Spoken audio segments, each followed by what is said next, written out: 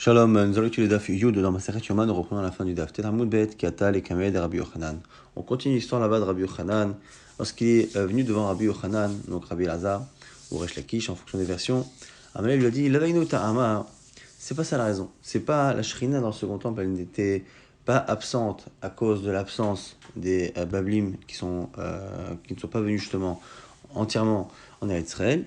Il a mis les coupoulou, même si tout le monde était parti, Bimé Ezra à l'époque de Ezra, Loava Sharia Shrina, Bemikdashini, il n'y aurait pas eu la Shrina, la présence divine, dans le second Beth Amikdash. C'est marqué d'Irtiv dans Bereshit, au sujet des descendants de Noach, Yav Telokim le Yefet, Veishkon Be'aholeshem. Yav Telokim le Yefet, Hachem va embellir Yefet, Veishkon, et il résidera dans les tentes de Shem. Et donc, c'est une allusion au Beth Amikdash.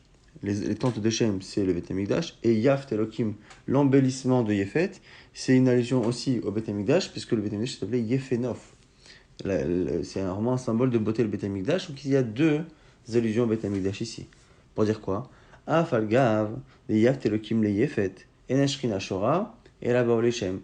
Donc, même si on parlait deux fils ici, donc de Noach, avec chacun ses qualités, même si Yav Telokim le Yefet, que Hachem va faire participer les descendants de Yefet, il va les faire participer au Beit HaMikdash, et bien la Shrina ne sera que chez les descendants de Shem, et la Shrina Shora, et la Baol Shem, que dans les tentes de Shem. Donc c'est une allusion ici, au second Beit HaMikdash et au premier. Le second Beit HaMikdash, il est appelé celui de Yefet. Pourquoi? Parce que c'est le roi de Paras qui a permis la reconstruction du second Beit HaMikdash, donc il y a une participation des Perses, et les Perses sont descendants, comme on le verra tout de suite, de Yefet.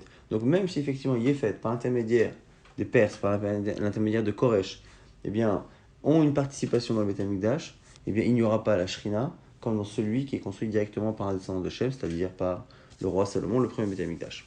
Donc prouve maintenant que les Perses sont bien descendants de Yefet, ou par ça, et là on va citer plusieurs versets ici et dans la suite, en essayant de retrouver finalement une descendance à chacun des peuples qui sont cités dans Bereshit, en sachant que les peuples qui sont cités ici dans la Gemara ne nous parlent pas forcément. Dans certaines éditions de Gemara, il y a des cartes dans lesquelles on voit plus ou moins à quoi c'est censé correspondre. Alors, dire-t-il, Bene Yefet, quels sont les fils de Yefet dans la Torah? Dans Bereshit, toujours, Gomer, ou Magog, ou Madai, ve Yavan, ve Tuval, ou Meshech, ve Tiras. Voici les fils de Yefet, et la Gemara nous expliquera que Tiras, le dernier, c'est finalement les Perses. Donc on voit effectivement que les Perses sont les descendants de Yefet. En tout cas, Gomer, c'est Germamia. Magog, c'est Kandia. Madai, Kemashmao, comme ça l'est à l'époque, donc Madai. Yavan, Zo Makedonia, ou ce serait la Macédoine d'une certaine manière. Tuval, Zebet, ou Naiki. Mesher, Zemoussia. Tiras, là une machloket. Pligeba, Rabbi Simai, Verabanan. Entre Rabbi Simai et Rabanan. Vamrela, c'est un qui dit que c'est Rabbi Simon, Verabanan. Khadama, Zo Bet Traiki, peut-être la Turquie. Khadama, Zo Paras, là dit que c'est les Perses. Et t'as des Rav Yosef, et une braïta de Rav Yosef qui nous dit quoi? Tiras, Zo, Paras. Donc on voit effectivement que parmi les descendants de Yefet, il y a Tiras. Tiras n'est autre que l'ancêtre de la Perse. Et donc, c'est pour ça qu'on dit Yav Telokim les Yefet, que l'embellissement, c'est-à-dire le Beit HaMikdash auquel participera Yefet n'aura pas la Shrina. Par contre, la Shrina, elle Shrina Shora la Boshem, parce que Veishkon Be'aholeshem. On continue le verset toujours de Bereshit là-bas. Zavta, Verama, Vesavtecha. Alors, toujours une braïta de Rav Yosef. Taner Rav Yosef, c'est Sakistan Gavaita et Sakistan Braïta. La région qu'on appelle Sakistan intérieur, Sakistan extérieur. Et Ben Chada et Chada, mais à Parsé, qui ne sont séparés que de 100 par Saot, avec Kefa, Alpha par Sae, et le contour de ces deux régions ne fait que 1000 par Saot. Bereshit Mamlarto Bavel, toujours les versets là-bas de Bereshit au sujet des origines des peuples. Bereshit Mamlarto au sujet de Nimrod là-bas, le début de son règne, c'était à Bavel. Ve'erech, ve'akad, ve'chalne. Alors Bavel, au début quand on dit Bavel, Kemashma'a, c'est effectivement Bavel. Erech, zo Orichut, c'est une allusion à Orichut. Ve'akad, c'est une région qu'on appelle, un royaume qu'on appelle Baskar.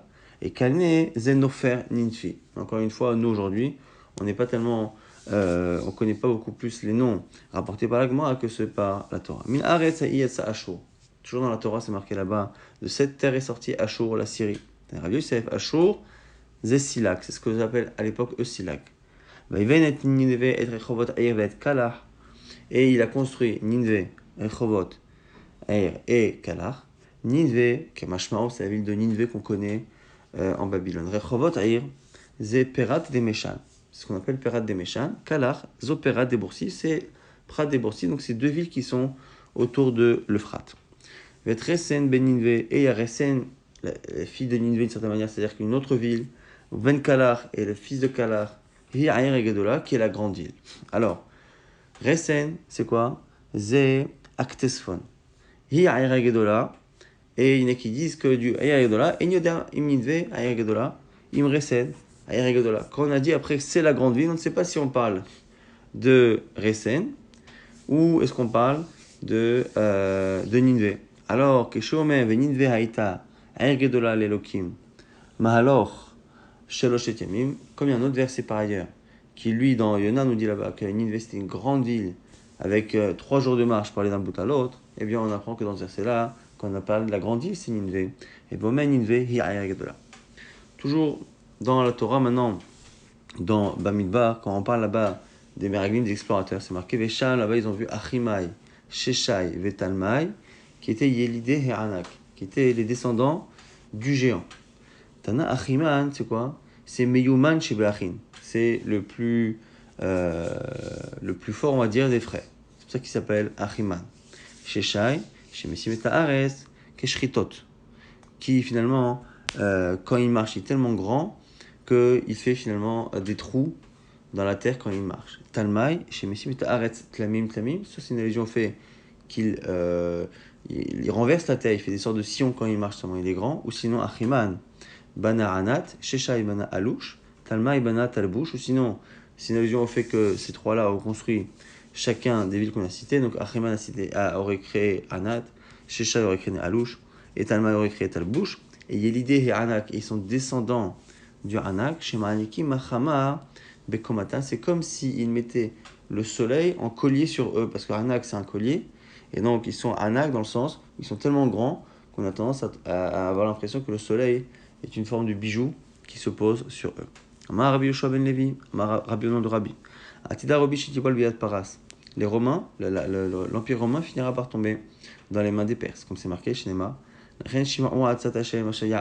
El Edom. Voici, écoutez maintenant la parole, le conseil d'Hachem sur Edom. Edom, donc, on estime souvent dans Chazal que Edom, c'est l'Empire romain. Marchavota avait ses pensées. Asher Hashav el Yoshve Teman contre les habitants de Teman. Imlo Isravum Tseire Atson Imlosim Alehem Nevehem. Vous allez voir que vont tomber sur eux ce qu'on appelle ici Tseire Atson. Alors Tseire Atson, c'est soit les jeunes dans le troupeau, Tseire Atson. Mais on verra aussi on comprend aussi comme étant Seire. Seire, ce sont les boucs et les chèvres, on verra que c'est une allusion donc à Paras. Donc il y aura les Tseiratzon qui vont attaquer Edom. Et tout de suite, la Gemara nous dit que effectivement ce sera Paras. Matkifle, d'abord on objecte, Bavarula. Maïmashmadai Tseiratzon Parasu. Pourquoi tu penses que Tseiratzon c'est les Perses? Alors on cite un verset, Dirtiv, c'est vrai que c'est marqué dans Daniel. Ha'ay l'asher ra'ita balakanaim malche madai ou Faras. C'est vrai que dans le rêve là-bas de Daniel, on dit là-bas, et le haïl, le bouc que tu as vu avec des cornes, Malché Madai et Paras, c'est les rois justement de Madai et de Paras. Donc on voit bien que les Perses sont comparés à Haïl, et Haïl et Seire Hatson, c'est les mêmes espèces. Alors il dit, mais si c'est ça, et on a un autre verset, pourquoi? Ma Yavan, ça aurait pu être Yavan, la Grèce, Dirti, c'est marqué, Tsapir Sa'ir, Melech Yavan. Et là-bas, le Sa'ir, c'est le roi de Yavan. Donc on voit ici que Saïr ou Haïl, ça peut être à la fois Yavan, à la fois Paras, qui nous dit que les Romains vont tomber dans les mains des Perses. L'Agma dit qu'il s'allie Rav Chaviva Barsoumaki, quand Chaviva Barsoumaki est parti en Israël, à Marakame, Daomi de Rabanan, il a rapporté cette discussion-là à Marley, on lui a dit Mendelada Perouché Krae motif Tiouta les rabbis. Celui qui a rapporté cette objection-là ne sait pas expliquer les versets. Maït Tsere Hatson. Zotra de Ahoy. Quand on a dit là-bas Tseire Hatson, c'est pas Milachon Tseir, le bouc, c'est Tsair. Tsair avec un tsadé, c'est le plus jeune. Tseire Hatson, le plus jeune du troupeau, c'est le plus jeune des frères. Et c'est qui le plus jeune des frères parmi les enfants de Yéphet? On a dit c'est Tira, c'est Paras. Zutra d'Achoi, Rav Yosef, comme Rav Yosef a enseigné dans la Braïta, Tiras, Zeparas, donc le dernier des petits frères de Yefet, c'est lui qui va faire tomber Rome, et donc c'est Paras. Amaraba Bachana Rabbi Yochanan Mishum Rabbi Yehuda, Berabi Elai. Atida Romich Tipol Biad Paras, les Romains tomberont dans les mains des Perses. Kalva Chomer, ici par un raisonnement fortiori. Uma Migdash Rishon Shebana Beneshem, Vechrebum Kasdiim, Naflu Kasdiim, Biad Parsim. Si déjà, le premier Beth Amikdash, construit par les enfants de Shem, par Shlomo Ameler, donc construit de manière la plus solide, a été détruit par les Kasdim, donc ça veut dire que les Kasdim sont très forts pour détruire le Beth Amikdash. Et ces Kasdim-là sont tombés dans les mains des Parsim. Donc si on fait un jeu de force, que c'est ça le Kalva Chomer, ça voudrait dire que les Perses sont plus forts que les Kasdim, qui eux sont plus forts d'une certaine manière que Beneshem. Alors Migdasheni, le second Beth Amikdash, chez Banaoum Parsim, qui ont été construits par les Perses, comme on l'a vu tout à l'heure, à l'époque, grâce à Koresh, Rivu Romim, et qui a été détruit par les Romains, et notre din chez Ipelu Romim, Beyad Parsim, a fortiori que les Perses pourront faire tomber les Romains qui ont touché au Beth Amikdash, que les Perses eux-mêmes ont construit. Amara Vatida Parash et Tipol Beyad Romi. Rav, il a une version opposée, lui dit non, c'est les Perses qui tomberont dans les mains des Romains. Alors, Amorleu, Rav Kana, Rav Yassi, les Rav, Banoye, Beyad Satoré. Alors on lui objecte la logique, Rav Kana, Rav Yassi lui dit, mais attends, mais je comprends pas. Les constructeurs vont tomber dans les mains des destructeurs, pas possible. Que ceux qui ont construit le Beth Amikdash, les Perses, qui ont aidé, vont tomber dans les mains de ceux qui le détruisent. Malo inui, Gzarat Maleri. Oui, c'est une décision du roi, c'est-à-dire une décision divine. Il n'y a pas forcément de logique à y trouver, en tout cas de notre point de vue. Autre version, Ikadamre, Amaleo inhunami, Akasatre Beknishta. Et, ou sinon, tu sais, les Perses aussi détruisent les synagogues. Donc comme ils détruisent les synagogues, eh bien, ils ne sont pas forcément mieux que les Romains et ils peuvent tomber dans les mains des Romains. On a une braïta qui confirme ces deux logiques-là. Enfin, il y en a une braïta confirme. Atida parashitipol biad romi, Perse tombera dans les mains des Romains. Chada de satre beknishla, ve'oxat meler isheplu banim, biad sotrim. Premièrement, parce qu'il détruit les synagogues, et deuxièmement, parce qu'il y a en plus une décision divine que les constructeurs tombent dans les mains des destructeurs. Le Maraviuda Amarav, on cite au nom de Rav, Ein ben David ba achitifshot malchut romi arisha, bechol alam kulot shachodashim. Le descendant de David Ameler, le Mashiach, ne viendra sur terre que lorsque l'Empire romain aura dominé le monde pendant 9 mois. Chez nous, comme c'est marqué là-bas, la reine, c'est pourquoi dans Micha, Itenem, An et Yoleda Yalada. C'est pour ça que je les placerai sur le monde pendant le temps d'une naissance, donc 9 mois. Veyeter Echav Yishuvun al Bnei Israël. Et les autres frères, donc c'est leur âme Israël ici, retourneront vers Yerushalayim, c'est une allusion, donc effectivement, au Kibbutz Galuyot, avant Mashiach. On revient à l'Ishkat Paredrin maintenant, donc l'endroit où on mettait le Kohen Gadol pendant les 7 jours. C'est un Rabbanan, on a une braïta. Kol, al-Shachot Shalibu Amigdash, lo yula em mezuzah. Dans toutes les pièces qu'il y avait au Beth Amikdash, il n'y avait pas de mezuzah, parce que ce n'est pas un endroit où on est censé y vivre et dormir, donc il n'y a pas besoin de mezuzah, c'est pas un baït. Chutz mi l'Ishkat Paredrin, sauf l'Ishkat Paredrin.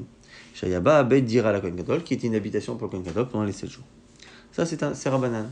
Amar Rabbi Yehuda, velo kama les shachot, ayou b'amigdash, sheyalaim bet dira, velo yalam mezuzah.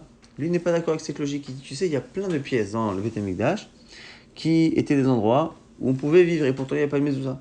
Donc en fait, à la base, ça s'appelle pas un endroit pour mettre une mezuzah. Simplement, il y a une xéra particulière pour l'ishkat paredrin. Et là, l'ishkat paredrin, xéra haïta, c'est une xéra trachamim, mais à la base, aucune pièce ne nécessite la mezuzah. Agmara essaye d'expliquer la marloquette. Maïtamad Rabbi Yehuda, quelle est la raison de Rabbi Yehuda? Amar Rabba, Kassava Rabbi Yehuda, Kol Ba'it, Sheno Asu Limot Achama Velimot Akshamim, Eno Ba'it. Lui pense que toute maison qui n'est pas faite pour l'été comme pour l'hiver, c'est pas considéré comme étant une maison. Et donc, si on n'y habite pas hiver comme été, ce n'est pas une Ba'it. Effectivement, tout ce qui est au Beth Amikdash n'était pas des endroits qui étaient habités toute l'année.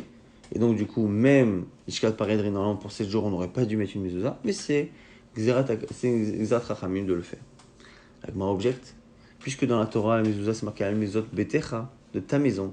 A priori, tout ce qui est appelé baït nécessite une mezuzah. Et on va prouver ici que des maisons qu'on n'utilise que l'été ou que l'hiver, parce qu'à l'époque, souvent, en fonction des saisons, on allait dans une maison qui était plus ou moins aérée. Alors, et Tivon objecte, c'est Abaye qui dit Beak, c'est pourtant c'est marqué Veiketi Beit Roref Albet Kate. Je frapperai, dans un mot, c'est marqué je frapperai la maison d'hiver comme la maison d'été. Donc tu veux dire que chacune est appelée baït. Si c'est appelé baït, ça veut dire qu'il faut une mezuzah. Réponse de Rabba Marley, non. C'est marqué là-bas effectivement maison, mais c'est marqué maison d'hiver, maison d'été, Bait Choref, Bait Kate, écrit. Bait Stama, lo écrit. Mais ça s'appelle pas une maison tout court. Et une maison tout court, comme c'est marqué dans la Torah pour les mezuzot, c'est une maison qui est valable pour toute l'année, donc on reste dans notre logique. Autre coucher, Tivé Abaye, c'est Abaye qui objecte. Soukat Achag, Bechag. On nous dit justement que la souka, pendant le chag, la souka, donc est-ce qu'une souka c'est une cabane, donc ça porte une cabane dans l'année? Non, la souka de la fête, pendant la fête. Rabbi Yehuda Mechayev. Selon Rabbi Yehuda, il faut prélever déjà tout ce qui est comme ça, Trumot ou Marasrot, on dit que les récoltes commencent à devoir être prélevées lorsqu'elles arrivent dans la maison. C'est quand ça arrive dans la propriété que, si ça arrive dans la souka, eh bien selon Rabbi Yehuda, on est chayav, selon Chachamim, on n'est pas tout. Vetane ala, et là-dessus on a dit Rabbi Yehuda, mechayev be'eruv, be'mezouza ou be'maaser. Et Rabbi Yehuda rajoute qu'il faut faire le eruv chatzerot pour la souka, il faut mettre une mezouza et il faut prélever le maaser. On voit ici que selon Rabbi Yehuda, il faut mettre la mezouza sur la souka, alors que la souka n'est faite que pour 7 jours et donc pas pour l'hiver et l'été. Or c'est lui qui a dit que minadin selon Rabbi Yehuda, il fallait pas du tout mezouza pour une maison qui n'est pas pour l'hiver et pour l'été, et dans les Shkat Paredrin, c'est vraiment une Xera de Rabanan. Donc m'a dit, peut-être que là aussi c'est une Xera de Rabanan, Vechitema, Midé Rabanan. Si tu me dis que peut-être que là aussi c'est de Rabanan, il y a un problème. Pourquoi? Parce que Rabbi Yehuda, il est mechayev de plusieurs mitzvot, dont une qui ne peut pas être Midé Rabanan, donc a priori c'est pas Midé Rabanan. Bishlama Eruv Mzouza, Ikalemema Midé Rabanan. S'il n'y avait que Eruv, que Mzouza, j'aurais dit, effectivement c'est peut-être des Rabanan, la Mzouza exactement comme ce qu'il a dit dans les Shkat Paredrin. Et là, Maaser, Mikal et Memar Midarabanan, tu penses que pour le Massa c'est possible? Si ils ne font un prélèvement que Midarabanan, tu vas pouvoir éventuellement parfois faire un prélèvement Midarabanan sur une récolte qui, elle, doit être prélevée Minatora. Tu penses que tu seras acquitté? En fait, tu ne le seras pas parce que Minatora, il ne s'est rien passé. Diadma, il a frouché Minachiyuv à l'aptour, Minaptour à la Chiyuv, de peur que tu prélèves à partir de quelque chose qui est Chayav, quelque chose qui est Patour, ou inversement, et en réalité, tu n'as pas fait le prélèvement comme il faut. Et là, Marabaye, Abaye propose autre chose. 7 jours, il n'y a pas de discussion qu'il faut. Donc dans les 7 jours où le Kohen Gadol vivait là-bas, tout le monde serait d'accord selon Abaye qu'il faudrait mettre la mezouza. La marloquette, elle est le reste de l'année. Ashana. Rabbanan, c'est vrai, Gazrina, Shayamot Ashana, Atu Shiva, Rapiuda Sava, Lo Gazrina. Grâce à cette réponse, on n'a plus de contradiction entre Rabbanan dans Kippour et Rabbanan dans Souka. Donc finalement, Rabbanan dans Kippour dirait effectivement que pendant les 7 jours, il faudrait mettre, et le reste de l'année aussi, de peur qu'on oublie et qu'on ne mette pas pendant les 7 jours. Et dans Soukot, c'est complètement autre chose. Et dans Soukot, du coup, ils disent non, et Rapiuda dira oui. Malé Rava lui dit, Vea Soukat Achak Bechakatane. Il dit, pourquoi alors dans le Chag, il dirait non? Quelle différence? Et là, Marava, Bish'ay Motashana, lui propose autre chose. Le reste de l'année, Kulama le pligué des Ploura, non. Le reste de l'année, tout le monde est d'accord qu'il n'y aurait pas. Qui pliguait la marloquette, Bish'ay justement que les 7 jours. Souka ta'amal echud, Vedishka ta'amal echud. Et par rapport à la contradiction qui est entre Souka et Lishkat Paredrin, c'est parce qu'en fait, à chaque fois, ce sont des raisons qui sont différentes. Souka ta'amal echud, pour la Souka, il y a une raison à part. Rabbi Yehuda, les ta'amé des Amar, Souka dirat keva ba'inan. C'est une marloquette. Est-ce que la souka doit être une habitation fixe? Et c'est une marloquette qu'on retrouve dans la première Mishnah de Masechet Souka. Est-ce qu'on peut faire une souka qui est très très haute? Eh bien, au-dessus de 20 amot, et marloquette selon Rabbanan, non, parce que ça devient quelque chose de fixe. Or, ça doit être quelque chose de provisoire. Et selon Rabbi Yehuda, il faut que ce soit quelque chose de fixe. Donc, il n'y a aucun problème. Donc, Rabbi Yehuda qui pense que c'est fixe, eh bien, du coup, il faut une mezouza. Mais Chava mezouza. Vers Rabbanan, selon Chachamim, comme on voit dans le début de Souka, et Tamaï, ou suivent leur logique, des Amrei, Souka dirat Arai Beinan, il faut que ce soit quelque chose de provisoire. Et donc il n'y a pas de Chiyuv Mezouza. Donc ça, c'est la raison pour laquelle Rabbanan dit qu'il n'y a pas dans Souka. Maintenant, dans l'Ishkat Paredrin, c'est autre chose. Mais l'Ishkat Ta'amal Echud, pour la l'Ishkat, c'est autre chose. Rabbanan, c'est vrai, dira Ba'al Kocha, eh bien, Shmar dira. Selon Rabbanan, eh bien, une habitation qui est faite contre la volonté du Kohen, ça s'appelle une habitation. Et donc, il faut une mezouza. Mais Rabbi Yehuda Savar, Rabbi Yehuda pense, dira Ba'al Kocha, Loshma dira. Lui pense qu'une habitation forcée, c'est pas une habitation. Et donc, selon Rabbanan, Minatora faut mettre. Selon Rabbi Yehuda, c'est que Midé Rabbanan. Ou Midé Rabbanan ou Tekinula, Shalom Kohen Gadol, Chavush Bevet Asurim. Et à la fin, quand il a dit qu'effectivement c'est Xera, c'est une Xerat Chachamim, on l'a fait simplement pour pas que les gens disent regarde, le Kohen Gadol, le pauvre, il est emprisonné pendant une semaine avant Kippour, puisque regarde, on le sort de chez lui, on est dans une pièce et on ne met même pas de mezouza là-bas parce que c'est une habitation contre son gré. Donc les gens auraient pensé d'une certaine manière, c'est comme si c'était un emprisonnement. Donc c'est pour ça que Midera Banan, on a mis une mezouza, alors selon Chachamim, c'est une Achio de Reita.